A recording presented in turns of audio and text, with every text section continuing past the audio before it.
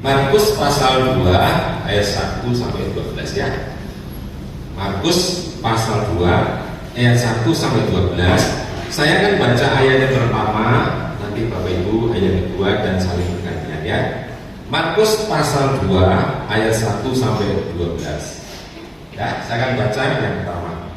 Kemudian sesudah lewat beberapa hari, waktu Yesus datang lagi ke Kapernaum, tersiarlah kabar bahwa ia ada di rumah. Maka datanglah orang-orang berkerumun, sehingga tidak ada lagi tempat, bahkan dibuka pintu pun tidak, sementara ia memberitakan firman kepada mereka. Ada orang-orang datang membawa kepadanya seorang lumpuh, digotong 4 orang. Tetapi mereka tidak dapat membawanya kepadanya, karena orang banyak itu. Lalu mereka membuka atap yang di atasnya. Sesudah terbuka, mereka menurunkan tilang ke tempat orang lumpuh itu berada. Nah, ketika Yesus melihat iman mereka, berkatalah ia kepada orang lumpuh itu, "Hai anakku, dosamu sudah diampuni." Nah, tetapi di situ ada juga duduk beberapa ahli Taurat. Mereka berpikir dalam hatinya, mengapa orang-orang ini berkata begitu? Yang menghujat Allah, siapa yang dapat mengampuni dosa selain daripada Allah sendiri? Tetapi Yesus segera mengetahui dalam hatinya bahwa mereka berpikir demikian. Lalu ia berkata kepada mereka, "Mengapa kamu berpikir begitu dalam hatimu? Manakah lebih mudah mengatakan kepada orang lumpuh ini, dosamu sudah diampuni, atau mengatakan, bangunlah, angkatlah tilammu dan berjalanlah? Tetapi supaya kamu tahu bahwa di dunia ini Anak Manusia berkuasa mengampuni dosa, berkatalah ia kepada orang lumpuh itu, Kepadamu kukatakan, bangunlah, angkatlah tempat tidurmu dan pulanglah ke rumahmu." 14. dan orang itu pun bangun segera, mengangkat tempat tidurnya dan pergi keluar di hadapan orang-orang itu, sehingga mereka semua takjub, lalu memuliakan Allah, katanya, "Yang begini belum pernah kita lihat." Amin. Bapak Ibu sekalian kasih Tuhan, biasanya saya selalu menekankan bahwa itu kalau membaca firman seperti tadi harus bersuara keras. Kenapa? Kalau kita membaca firman bersuara keras, maka telinga kita mendengar dan Roh Kudus di dalam diri kita itu menerjemahkan firman. Suatu saat firman itu menjadi rema.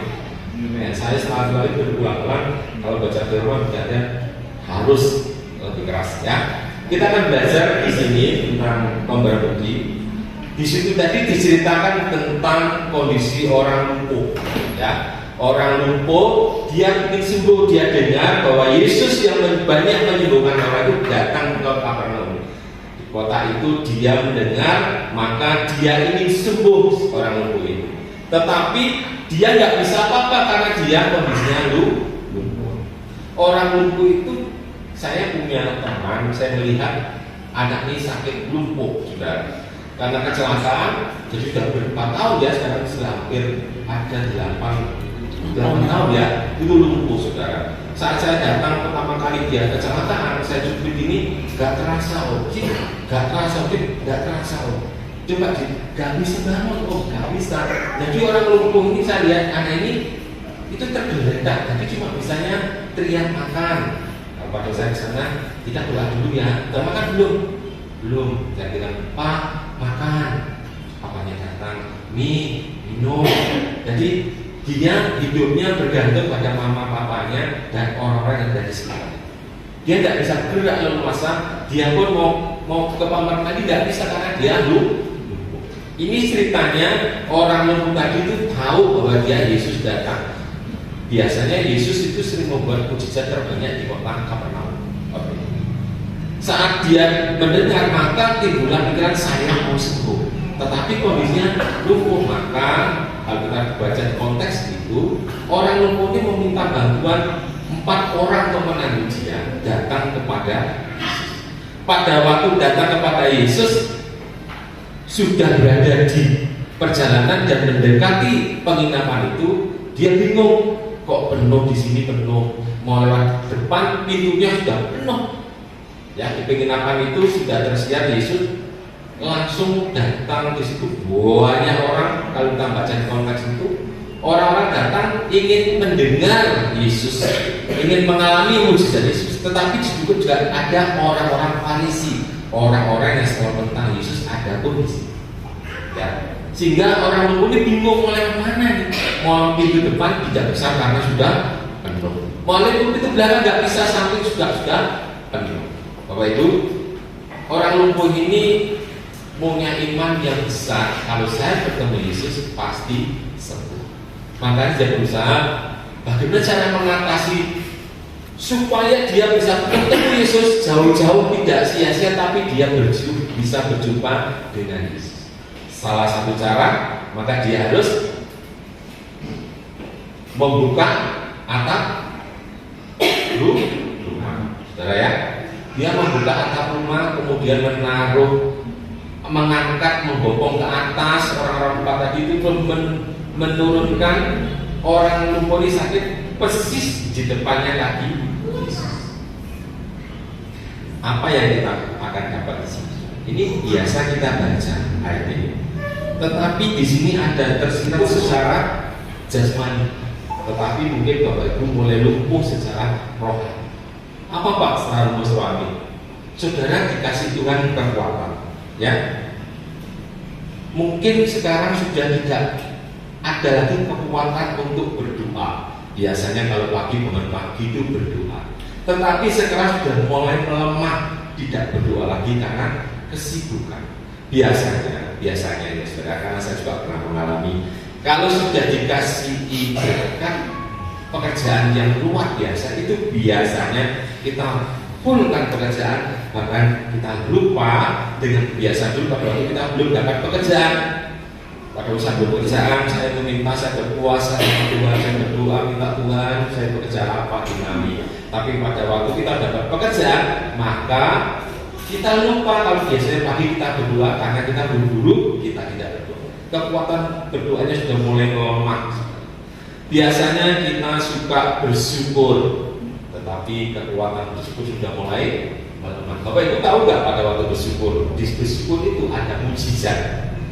Masih ingat di mana Tuhan Yesus 5 roti. Berapa ikan? 2. Setelah Yesus ucap syukur, maka seluruh berapa orang yang makan? 5.000. Masih sisa. Masih ada lagi cerita di Alkitab setelah Yesus mengucap syukur, ya, tentang Lazarus yang mati. Kalau bisa baca sendiri, mengucap syukur itu ada kekuatan mendatangkan berkat dalam kita. Nanti kalau kapan di sini kita belajar kekuatan untuk mendatangkan berkat, ya. Kan banyak orang berkata gini.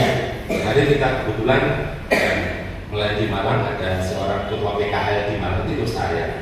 Dia bilang, Pak, kenapa ya? Saya sudah berpuluhan juga, sudah berdoa juga, semuanya sudah, tapi kok dagangan saya nggak pati. Wah ya Pak, masa kemarin menjualin itu 5 bungkus, itu sisanya banyak, dan 2 hari lalu kenapa? Jadi cuma 4 bungkus juga, kenapa ya? Saya bercerita, sebenarnya di Alkitab Tuhan berkata bahwa Tuhan ini tidak pernah membuat kita langsung berat kaya, tapi Tuhan memberikan kita kekuatan untuk memperoleh kekayaan. Itu ada, ya. Mungkin kekuatan ini sudah melumpuh, mengucap syukur sudah melumpuh, berdoa melumpuh, hikmat biasanya kita berdoa minta hikmat Tuhan untuk menghadapi pekerjaan, kita minta hikmat Tuhan, tapi sudah mulai melemah. Biasanya kita suka memberi, biasa kita ke gereja memberi sesuatu kepada Allah, tapi itu sudah mulai melemah. Biasanya kita sudah apa? Biasanya kita kesukaannya itu mendoakan orang, sudah mulai melemah. Bapak Ibu, kita mungkin masih sehat-sehat saja, tapi kita masih punya pekerjaan yang luar biasa. Tetapi tahu nggak saudara, yang tidak kelihatan ini kalau dibiarkan akan menghancurkan yang kelihatan. Bapak Ibu, saya pernah punya keluarga, dan kita punya saudara itu tinggal di bantaran sungai. Nah, saat dulu saya melihat bantaran sungai itu terbilas air, maka pondasinya mulai kelihatan.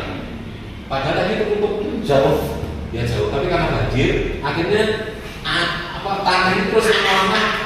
di bawah air, terus lama-lama pondasinya kelihatan. Pada waktu pondasi kan kelihatan ada banjir besar, maka lebih kelihatan lagi, maka pondasi itu nampak. Maka suatu saat itu katut sungai itu ambruk.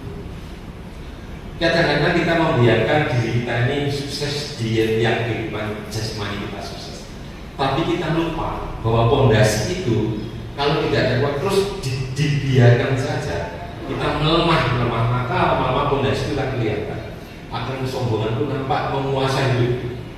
Lama-lama kita akan tergilas.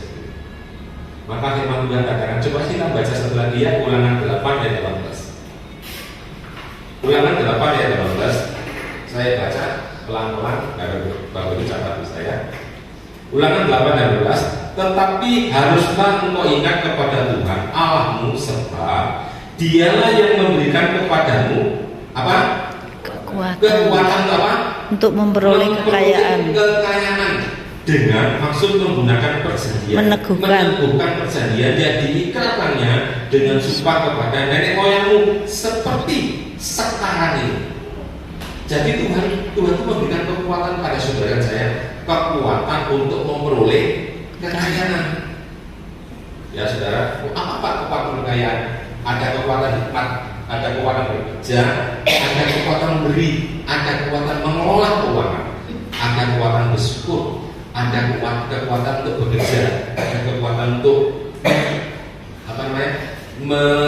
membuat kita berprestasi, ada semua. Tapi saudara, kalau mungkin kita merasa itu kok gak kita alami ya, kok kita biasa-biasa, kita mulai koreksi diri saudara. Mulai koreksi diri saja, jangan saya sudah mulai lumpuh. Kelumpuhan ini saudara, kalau kita tidak mengatasinya sendiri, itu kita tidak akan mengalami perubahan di dalam hidup kita. Ya, biasanya orang yang sakit itu rindunya, keinginannya orang lain mengobati. Tetapi orang yang sakit itu harusnya dia sendiri yang mengobati. Kalau kita merasa oh hari ini kok saya merasa kerjaan saya kurang bagus, kok saya nggak punya damai sejahtera ya, kok saya nggak merasa hidup saya kok tantangan terus datang saja ya. Kita introspeksi diri, kita kembali lagi ya. Saya nggak bahas kekuatan-kekuatannya karena sudah banyak, nanti kelamaan lain kali saja. Cuma saya ingin mencoba saudara mengajar Bapak Ibu, kalau di kondisi orang lumpuh tadi, saat dia menghadapi problem permasalahan mau masuk itu nggak bisa.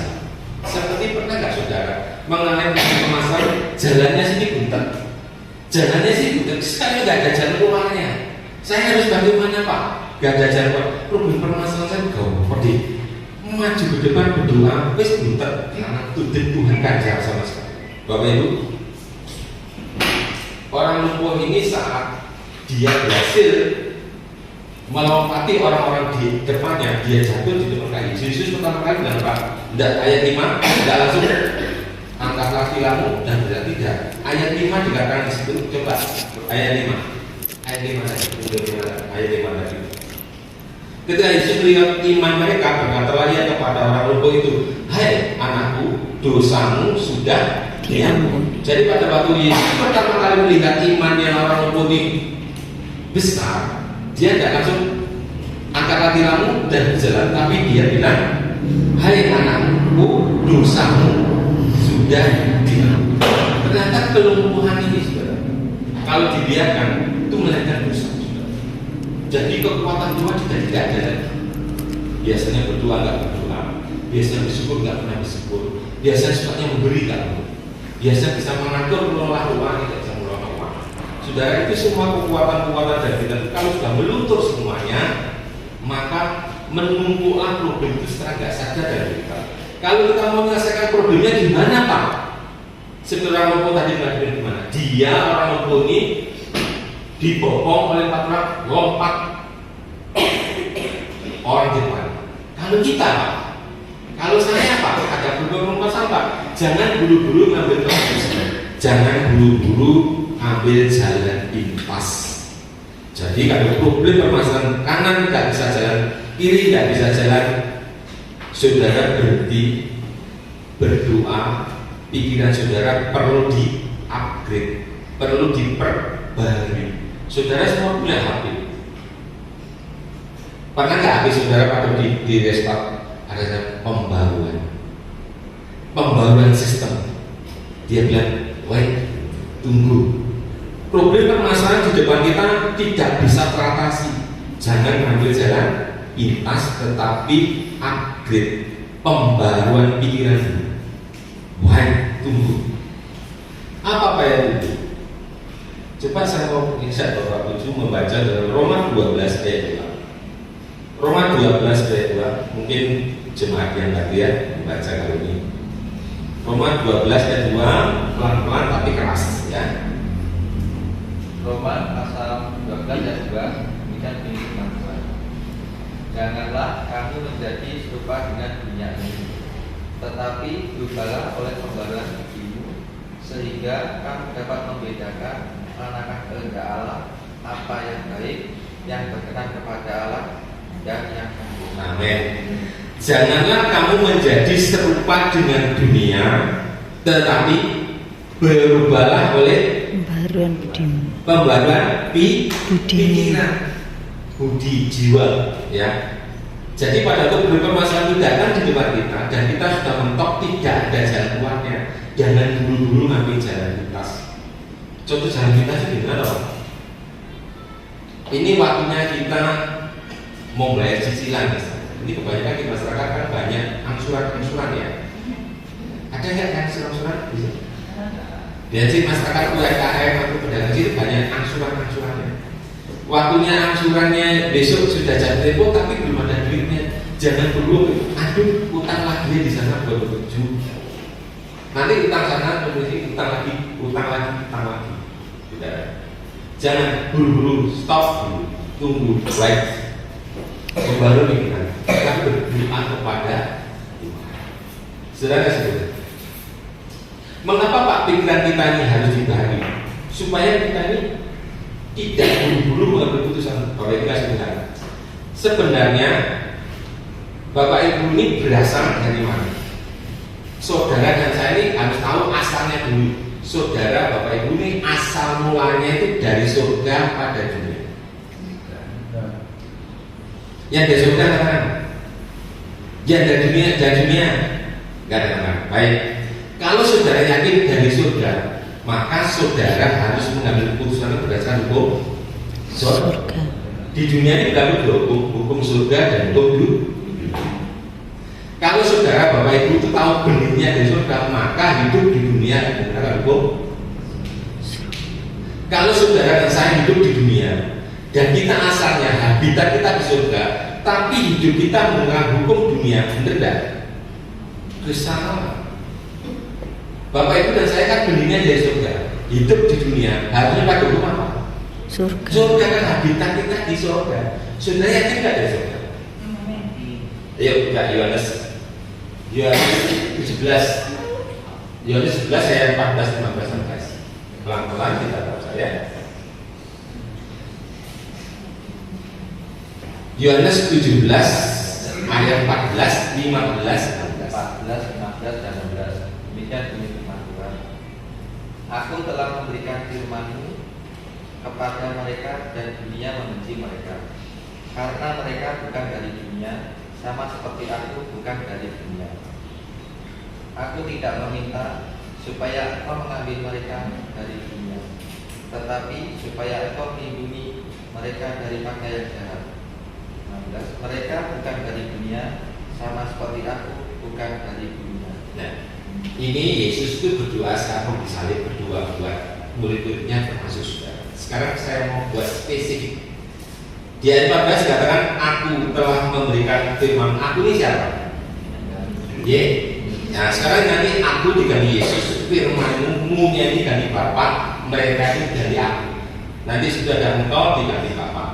Kita akan baca bersama-sama spesifik, ya supaya saudara tahu bahwa saudara di surga itu bukan. Kita mulai pertama ayat 18, akunya diganti Yesus ya. 2, 3. Yesus telah memberikan firman Bapa kepada saya, dan dunia membenci saya, karena saya bukan dari dunia, sama seperti Yesus bukan dari dunia. 16, Yesus tidak meminta supaya Bapa mengambil saya dari dunia, tetapi supaya Bapa melindungi saya daripada yang jahat. 16, saya bukan dari dunia, sama seperti Yesus bukan dari dunia. Nah, lagi 16, 2, 3. Saya bukan dari dunia, sama seperti Yesus bukan dari dunia. Yesus dari mana? Surga.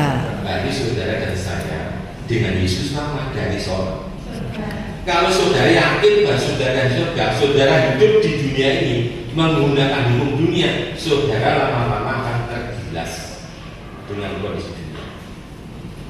Beberapa minggu yang lalu saya melihat terus TV di CNN, IMF Bank Dunia ngomong tahun 2023 akan menghadapi krisis yang amat sangat dasar, akan terjadi kelaparan besar. Kalau kita mengikuti hukumnya dunia, maka kita akan tergilas. Tetapi kalau kita tahu bahwa saya dan saudara berasal dari surga, maka supaya tidak tergilas, hiduplah berdasarkan hukum surga. Saudara, kalau memang pernah akan terjadi kelaparan dulu, nenek moyang kita juga pernah mengalami kelaparan. Abraham mengalami masa kelaparan. Turun anaknya Ishak juga mengalami kelaparan. Masanya Daud mengalami kelaparan. Masanya Yusuf mengalami kelaparan. Tetapi mereka ini tetap dipelihara itu. Kenapa? Karena mereka takut, karena mereka pakai hukumnya Bapak Ibu sekalian, kalau Bapak Ibu beli sepeda motor, sepeda Honda, Bapak Ibu beli sepeda motor Honda, maka Bapak Ibu selain dibawai sepeda motornya, Bapak Ibu dibawai buku petunjuknya, buku manualnya. Buku manualnya sepeda itu mengatakan kalau lampu yang sini namanya sen kanan, yang ini sen kiri, ini ban ini harus ukurannya ini, depan bumper ini ada kuningnya, itu semua tertulis di buku petunjuknya, buku manualnya. Betul? Sekarang motor ini tuh berjalan, di buku manualnya diisi jenisnya pertama atau pertalit isinya. Terus saudara coba di situ starter diisi pertalit, kan kita baru beli sisa botol aja dimasukkan. Surat starter bunyinya breng, jalan giling ternawi kemana giling habis. Tapi karena udaranya panas, saudara merasa haus kan? Saudara berhenti di ada es degan. Wah, saudara minum es degan dulu panas itu lah. Saudara berpikir, aduh tadi panas itu minum es degan kok seger. Ya apa kalau mau sepeda motor saya kasih es degan? Wah, saya pikir, mungkin bisa juga lebih kenceng jalannya. Karena kan saya minum es degan seger. Saudara masukkan es degan di sepeda motor saya. Sepeda motor saya. Saat sudah starter, cek, bunyi kan? Gak bunyi. Kemudian saudara berdoa tumpahkan, nama Yesus, sepeda motor bunyi. Starter dia, gak bunyi. Dan lagi, si tonton saudara datang dan saya, Pak, ini saya minta bantuan doa, ini bapak motor saya kok mangga ya Om. Saya ini tolong bantu apa, ini kita doa. Pak kembali saudara, dan nama Yesus, di start lagi, jalan kan? Gak jalan saudara. Puas saja. Mungkin kita tidak bisa puasa, kita puasa tumpahkan. Banyak orang berpuasa membantu sepeda motor kita lagi, kemudian starter, dalam nama Yesus semua katakan starter, dalam nama Yesus bunyi, cek, gak bunyi. Kenapa? Menyalahi manual. Harusnya isinya tadi pertama kali, tapi sudah isi es degan. Saudara sama nggak biasa sih? Problem permasalahan belum tahu cikal akarnya di mana. Dua pas, saya minta tumpang tangan dua apa dalam nama Yesus. Terus saya ulang, ternyata 2 hari yang sampai nggak bunyi. Nah begini sudah nggak ada apa-apanya. Nah karena sudah saudara tahu bahwa salah manualnya, maka cara kita mundur. Jangan terburu-buru keputusan doanya tak manjur. Saudara berhenti, wise, tunggu. Biar berputar dulu otaknya, upgrade pikirannya. Aku nyalain firman Tuhan. Ini nyalain manualnya, sepeda motor starter nggak kena kondisi yang teganya keliru kok. Caranya gimana? Keluarkan sekali lagi, kosong lagi, dibuang, baru bisa dipertali lagi. Karena manualnya pakai pertali atau tadi saudara sudah yakin bahwa hidup saudara saya itu benihnya dari saudara. Pernah melihat orang menyelam? Ada yang suka biasanya menyelam, ada yang suka biasanya menyelam di kolam. Kalau biasa kalau renang nggak menyelam 1 menit 2 menit masih bisa ya, 1 menit tutup bisa ya. Baik. Coba kira-kira menyelam 1 jam bisa? Seperti ini langsung bilang dalam nama Yesus saya mau menyelam. Dalam Yesus belum 1 menit bisa, 2 menit bisa, 10 menit di dalam kolam. Oh, nggak kolam kurang besar kok, nggak nyelam. Oh, oke laut. Kita pakai baju biasa jadi langsung lari dalam nama Yesus ceblung ke dalam laut, langsung mengumpul 10 menit saudara, langsung mengumpul innalillahi wa inna ilaihi raji'un. Kenapa? Karena habitat saudara saya itu di darat, bukan di laut. Kalau mau apa? Harus pakai perlengkapan. Penyelam-penyelam itu bisa dasar laut sampai 1 jam, 2 jam, muter-muter. Kenapa? Karena pakai perlengkapan. Saudara dan saya itu aslinya dari saudara. Sekarang ada di dunia, bukan habitat kita di dunia. Kalau kita nggak pakai perlengkapan, jadi di mana habis sama dunia. Berarti ya, kelengkapannya apa? Ada firman, ada Roh Kudus. Roh Kudus itu yang menuntun kita, yang membopong kita untuk melakukan firman, untuk ketemu firman itu. Orang lumpuh ini naik dibopong 4 orang supaya ketemu Yesus. Betul? Saudara, ada problem bermasalah. Saya saudara model apapun pada saudara. Kalau manualnya salah, akan pernah ketemu jalan keluar. Upgrade dulu pikiran. Jangan marah-marah. Tiba-tiba mau marah-marah. Kok kalau marah-marah nggak kita ditanggapi? Pasang status nggak ditanggapi, update di Facebook nggak ditanggapi, update di IG. Gak mau ditanggapi semua, ngomong ya bojone, gak bojone mana nih, ngomong ya bojone. Kenapa sih? Apa itu ada jadwalnya? Bapak Ibu tahu nggak? Setiap Alkitab mencatat, setiap ada Yesus pasti ada mujizat. Pada waktu Yesus, saya kasih contoh, dengan murid-muridnya, Yesus ngomong, ada roti enggak? Kita harus kasih makan orang banyak. Ada roti enggak? Muridnya bingung, roti di mana? Bagi muridnya, roti ini problem bermasalah tadi dari Yesus tidak. Sudah tahu nggak ya ayat berikutnya? Yesus cuma mencoba mereka, dan mujizat itu ada di dalam diri. Tapi murid-murid tunggu roti di mana? Setiap problem yang kita hadapi di belakang itu ada dekat. Amin. Nah, orang lumpuh ini dia bingung nggak bisa masuk, tapi setelah dia aktif melompat yang di depannya, melompat di atasnya, di situ dia berada di depan Yesus, ketemu Yesus, dia bilang apa? Bangunlah dan berjalan. Dia bangun langsung dari lumpuh, dia kuat dari mobil bermasalah. Setelah ketemu Yesus, tapi syaratnya melompat ini, penghalangnya. Penghalang terbesar buat saudara saya dalam Injil adalah ketidakpercayaan. Orang-orang Farisi di situ ngumpul orang banyak dengarkan Yesus mengajar, tetapi orang Farisi menggambarkan ketidakpercayaan tentang firman. Banyak kita percaya dengarkan firman dikerjakan, yes, amin. Tapi saat kita di depan dan problem permasalahan mendadak di depan kita mulai tidak tahu jalan keluar, lupa. Tapi kalau kita lihat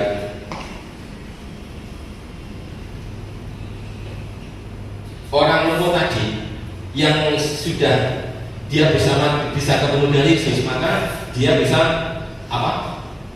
Berjalan itu karena berhasil. Tapi dia tidak bisa sendiri, saudara.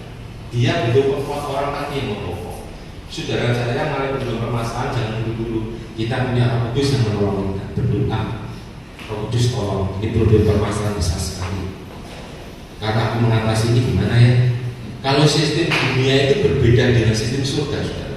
Kalau di dunia itu sekarang ini kalau saudara lihat hemat bakal kaya. Tapi kalau hukum surga tidak.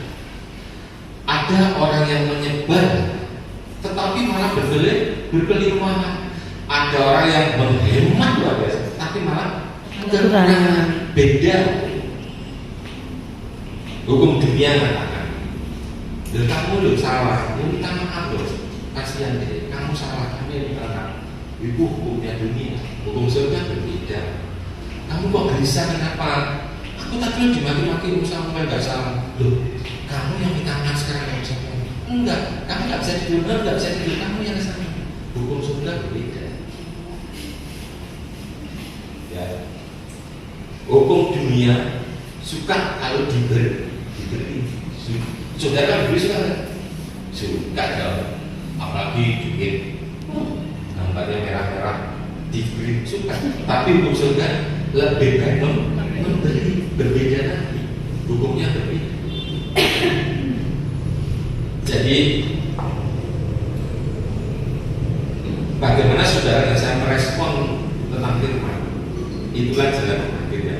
Bapak Ibu, pikiran kita ini kadang-kadang terjebak. Ada produk permasalahan besar, terus kita mengamuk-amuk. Kita harus sadar bahwa di belakangnya atau di baliknya produk permasalahan ini ada berkat yang luar biasa. Kalau kita bisa melompati, ini bagian kita. Kayak Raul tadi mencontohkan, ini kan suatu contoh nyata. Jadi wis berbanding lumpuh, wis gak iso apa-apa. Orang lumpuh itu orang yang hidupnya bergantung pada diri sendiri, kekuatannya sendiri. Ya secara jasmani dia bisa hidup mewah, tetapi secara rohani dia lumpuh. Karena dia bergantung pada, terkutuklah orang yang mengandalkan kekuatannya sendiri. Dia terkutuk, hidupnya terkutuk, tapi kan Pak, dia kan Pak sukses, dia nggak apa-apa. Sudah nanti lihat akhir cerita. Bukankah sekarang saudara saya berkali-kali berkata, jemaat itu dari ngomong, Pak, lebih enak kayak bekerja, lebih enak hidup kita ini seperti orang lain, Pak. Kita ibu-ibu dikit apa-apa. Ini zamannya sulit, semua naik harga naik. Untuk membeli barang lagi itu, Pak, kita tipu-tipu dikit nggak bisa, Pak. Kita harus menaikkan bawang-bawang dikit. Saudara bawang dikit sekarang gak kelihatan, tapi kalau dikit itu saudara patoknya simpel sudah tarik ke sana, nanti dia mau manjang, menyimpangnya jauh. Saudara menikmati berkat sekarang berkelimpahan, tetapi hasilnya nanti saudara pada akhirnya. Saya mengalami itu. Saya punya keluarga, pada itu bapak saya ini montir di suatu perusahaan milik negara. Tetapi karena dia orang kepercayaan, hidupnya ini sukanya pola-pola, mabuk, minum, terus dia medok. Jadi mama saya ini sampai meninggal karena lihat kelaparannya saya. Padahal itu dia hidupnya mewah, saudara. Dia nggak pernah beli tanah, nggak pernah beli barang-barang, nggak. Dia sukanya poya-poya sama teman-temannya. Bapak Ibu, apa yang dia kumpulkan untuk menyempurnakan saya itu, saudara, itu nggak ada hasil. Saya kan sekolahnya guru, saudara. Jadi lo sedikit itu saya sukuan itu masih ganti 3 kali. Tapi 3 kali itu mesti ada aja kajet. Kayak nggak bisa lolos langsung jadi. Mesti ada, kalau enggak surat GTP ketinggalan karena bayasannya masih keluar. Kalau enggak surat diknakernya kurang tanda tangan. Ada aja dulu 3 kali. Sudah tak lihat kok nggak bisa sukses. Setelah kita flashback balik ke belakang, saya melihat latar belakang orang tua saya itu karena berdampak, sehingga saya berputusan saya berubah. Saya kalau nggak bertobat, anak-anak saya kan jadi problem seperti saya. Maka saya berusaha bertobat. Saya putuskan kutuk orang tuanya. Saya sama istri sepakat saya mau hidup sesuai dengan firman. Sehingga saya akhirnya ikut Tuhan, apa yang kata Tuhan, saya harus pindah ke saya pindah kami kalau lebih bagus. Itu karena saya ingin merubah kebiasaan orang tua saya itu hidupnya tidak jujur. Dia memang banyak uangnya, saudara, tapi habis untuk pola-pola makan semuanya. Tapi anak-anaknya seperti saya dan adik saya mau pertama kali bertobat dengan saya. Tapi karena dia menikah dua-duaan, akhirnya sekarang keluar. Kita injili juga bisa. Akhirnya hidupnya lebih susah. Kenapa? Dia mengambil, harus mengambil, orang tua menanam, maka hasil tuanya ke anak-anaknya. Sehingga saya mengatakan sekarang, saya berkata pada istri saya, kita harus taat sama firman Tuhan supaya anak-anak kita Tuhan yang nanam, Tuhan yang atur. Ya. Mungkin kesalahan kita, kalau kita tidak setegas, saya kita akan santai, tapi anak kita sudah. Saya melihat kesaksian satu lagi ya, sedikit lagi, saksian satu lagi. Orang tua yang selingkuh itu sangat berpengaruh pada anak perempuan. Jadi anak perempuan ini mau trauma besar kayak adik saya. Itu hidupnya merasa trauma besar.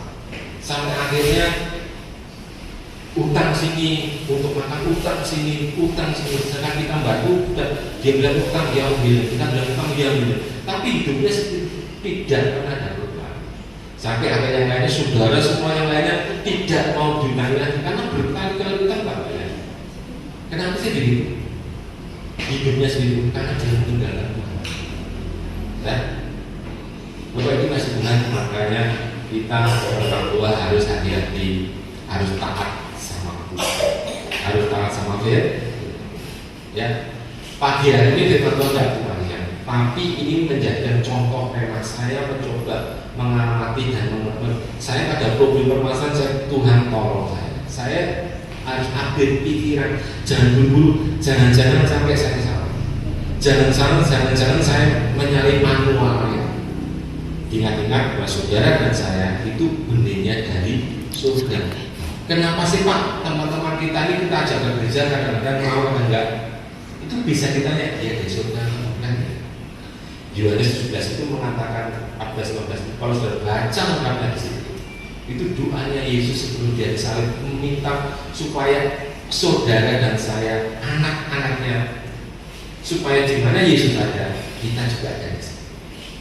Nanti kita sekarang ada di dunia ini, nanti harus balik ke surga. Maka itu jangan seperti dunia, saudara nanti baliknya kemana? Ke surga. Bapak lihat di dunia ini lagi ngapain Pak?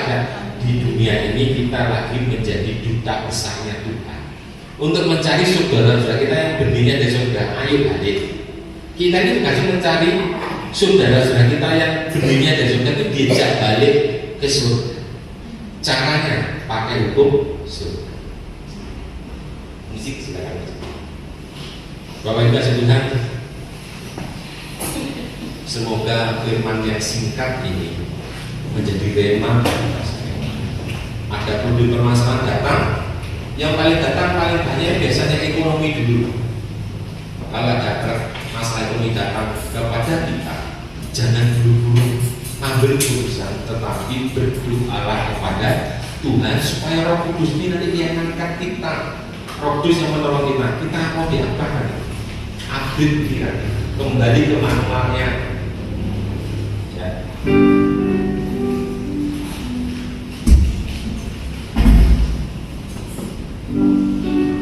Mari saudara-saudara bersama-sama.